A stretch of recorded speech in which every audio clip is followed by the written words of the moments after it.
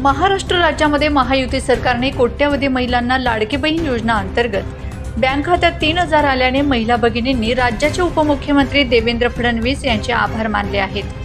काय म्हणतात महिला भगिनी, जाणून घेऊयात।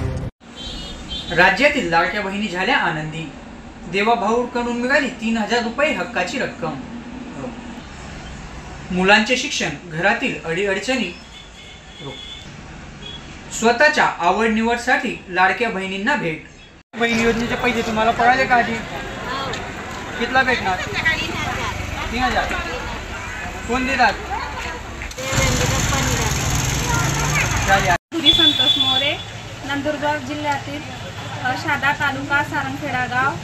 आपल्या महाराष्ट्रामधील उपमुख्यमंत्री देवेंद्र फडणवीस यांनी जी योजना काढली लाडकी बहीण योजना, या योजनेअंतर्गत आम्ही खूप महिला वर्ग खूप खुश आहेत, कारण की या योजनेमुळे आमच्या मुलाबाळांना शिक्षणासाठी सोय झाली आहे आणि ते पैसे खास आम्हाला रक्षाबंधन निमित्त भेट म्हणून भेटल्यामुळे आम्हाला खूप आनंद झाला आहे आणि मी त्यांचे खूप खूप आभार मानू इच्छिते। त्याच्यात आपण लाभार्थी आहेत का? तुम्हाला पैसे मिळाले का? हो, मिळाले आम्हाला पैसे। त्या योजनेमुळे आम्हाला खूपच लाडकी बहिणीचे पैसे मिळत आहे, चालू झाले म्हणून आम्ही खूप आभारी आहोत।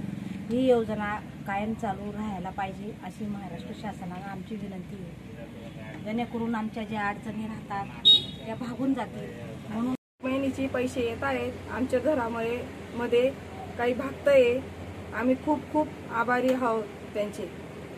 आमची ही योजना अजून चालूच राहायला पाहिजे अशी महाराष्ट्र शासनाला आमची विनंती आहे।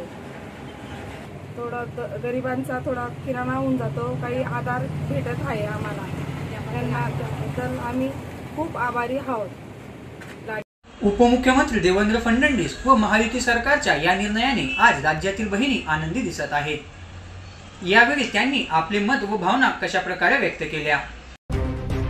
लाडकी बहीण योजना अंतर्गत महिलांना आर्थिक लाभ झाल्याने कोणाच्या मुलाच्या शिक्षणाचा खर्च, घरात आजारी असलेल्या वयोवृद्ध लोकांना औषध उपचारासाठी आर्थिक लाभ मिळाल्याने महिला आनंदी झाल्या आहेत। Bureau report, Navapur express news, Navapur.